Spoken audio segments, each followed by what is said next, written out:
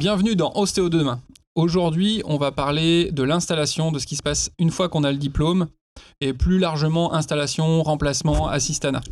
On a réuni pas mal de questions sur le sujet, c'était quelque chose qui intéresse, je pense, beaucoup les étudiants, qui inquiète aussi beaucoup les étudiants. Et pour commencer, on va demander à Mathis, une fois n'est pas coutume, de faire sa rubrique au début, car il va un peu poser le contexte de l'ostéopathie, on va dire du nombre d'ostéopathes en France, de ce qu'il en est aujourd'hui de l'installation en France. Et puis, il faut voir cet épisode comme un épisode où on va discuter de l'installation. On ne va pas pouvoir apporter toutes les réponses aux questions qui ont été posées.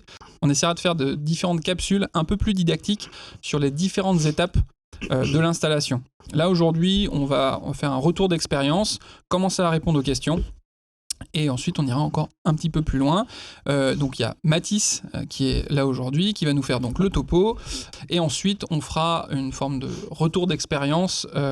On va parler de nos propres installations avec Mehdi qui est avec nous aujourd'hui, Mehdi Humbert, qui est ostéopathe et qui est diplômé depuis maintenant... 2013. Depuis 2013. Et puis, il y aura une autre partie où d'autres ostéopathes viendront pour parler aussi de leur installation. Et on a avec nous Louis, Léa et Aurore. Vous êtes en 5e année, 3e année, 5e année et 5e année. Mathis, je te laisse la parole.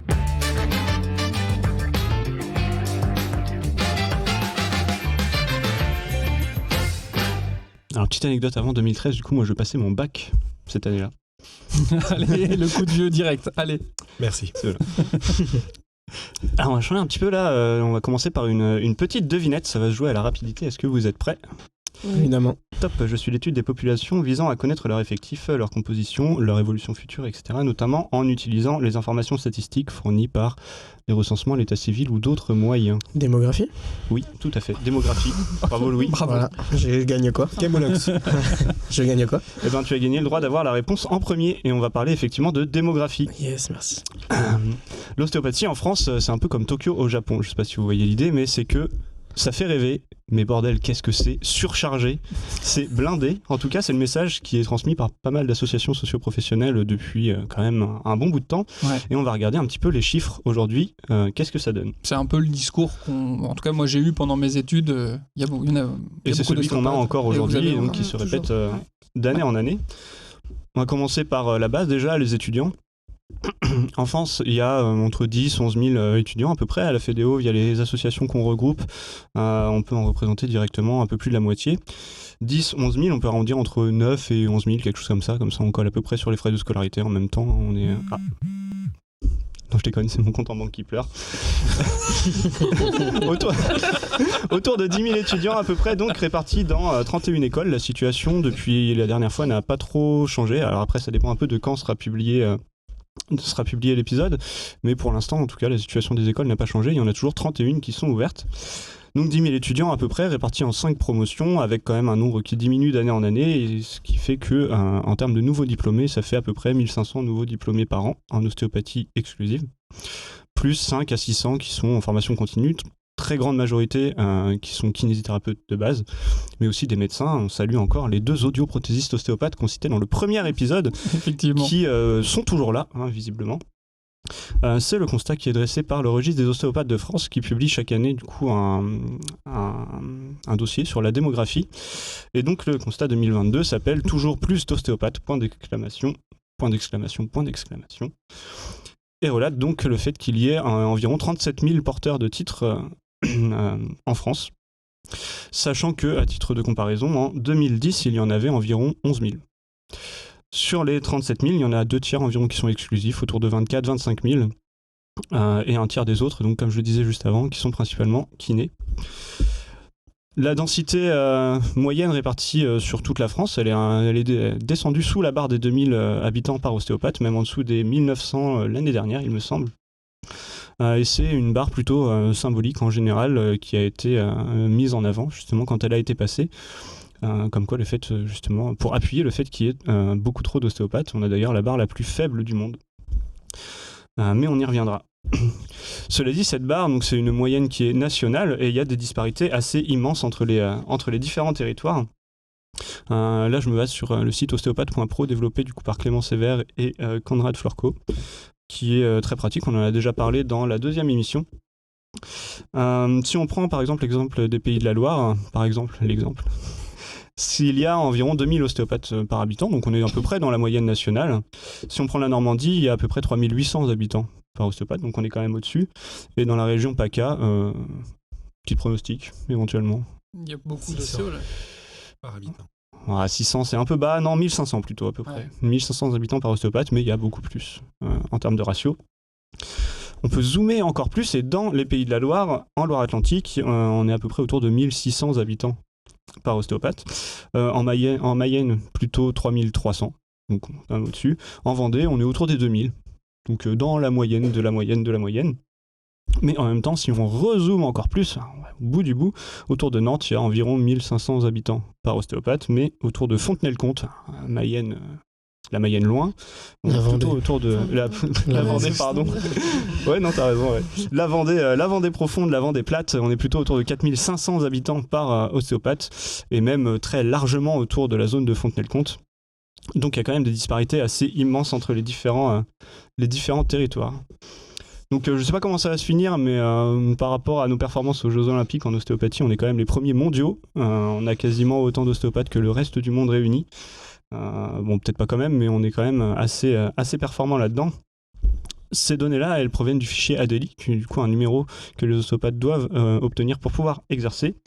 Et il y a quand même des précautions à prendre sur ces chiffres-là. Le fait qu'un professionnel qui décède peut avoir un numéro qui persiste dans le temps. Un arrêt d'activité peut avoir un numéro qui persiste dans le temps. Il peut y avoir des doublons si les praticiens sont dans plusieurs départements, enregistrés auprès de plusieurs ARS, etc. Les praticiens qui prennent leur retraite peuvent, eux aussi, avoir toujours leur numéro qui est actif et qui est compté. A priori, il y a eu des recoupages pour essayer de limiter ce genre d'erreur-là. Mais en mars 2022, adieu ADELI et bonjour le RPPS. Le RPPS, donc le répertoire partagé des professionnels de santé, c'est le répertoire que l'on va rejoindre dans le cadre du plan EPARS, qui est l'enregistrement des professionnels en ARS, en agence régionale de santé. On fait partie de la dernière vague de professionnels qui vont le rejoindre, les porteurs de titres, au même titre que les personnes qui développent du matériel médical. Et ce sera donc un numéro unique par praticien. Le fait d'être dans plusieurs départements, dans plusieurs régions, ne fera pas de doublons. Et le changement se fera a priori automatiquement pour les professionnels qui ont déjà ce numéro-là. Aucune démarche à faire. Et pour les nouveaux diplômés, c'est un petit peu flou, on va pas se mentir. Mais a priori, ce ne sera pas plus compliqué qu'un numéro ADELI. Les informations devraient tomber en temps voulu. De toute façon, on y est très bientôt. Voire on y est déjà, selon quand l'épisode sera publié. Les numéros ADELI deviendront donc obsolètes et il y aura un lien qui sera fait entre les deux. Je pense par exemple pour les professionnels de santé qui ont déjà des boîtes mail rattachées à leur numéro ADELI, par exemple, la liaison sera assurée. Pour les ostéopathes, ce sera sûrement à peu près la même chose, mais avec moins de contraintes logistiques.